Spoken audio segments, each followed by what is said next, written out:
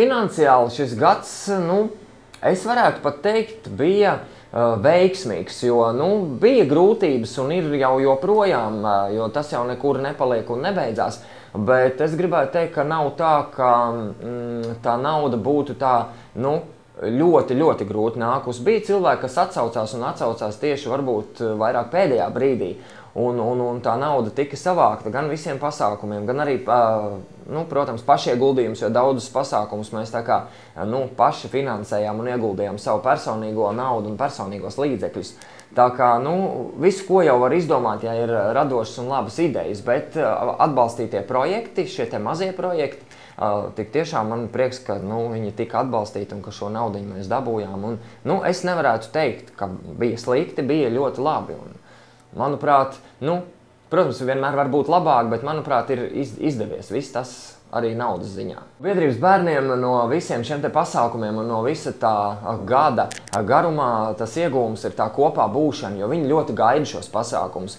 Viņi jau mammām jau iepriekš mēnesi vai divus iepriekš jau prasa, kad mēs brauksim, kad būs tas un tas pasākums, kad būs tās poniju kristības, kad būs Ziemassvētki, vai mums būs paciņas. Viņi ļoti gaida šos pasākumus, un tas ir tas lielākais prieks, ka tik tiešām ir tā, ka viņi šos te pasākumus ļoti labprāt apmeklē un ļoti priecājās par to, ka viņiem tiek sagādāts šis te prieks būt kopā gan ar bērniem no malas, gan ar saviem brāļiem, māsām, gan ar citiem biedrības bērniem, jo viņi jau viens otru arī pazīst, protams, un viņi gaida šīs te tikšanās.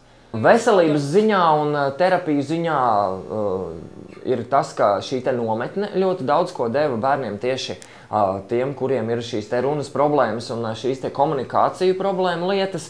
Tad arī šīs te kanisterapijas kurs joprojām ir ļoti aktuāls un ļoti vajadzīgas. Arī šīs te nodarbības ir ļoti pozitīvu rezultātu devušas. Tas ir pēc mammu atsauksmēm, kuras viņas pēc tam ir uzrakstījušas šai te mūsu biedrībai.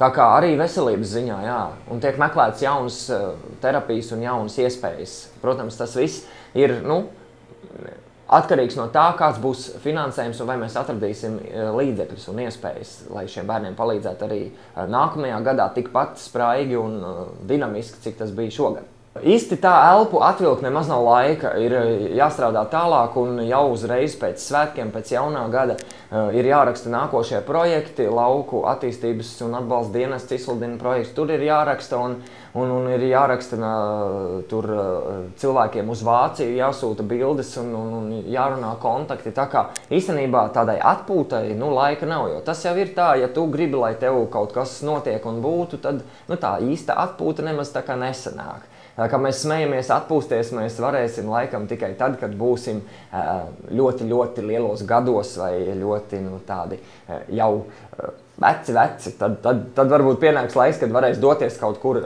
ārpus Latvijas robežām, paskatīties, kā izskatās un atpūsties. Bet šobrīd atpūtai laika nesanāk.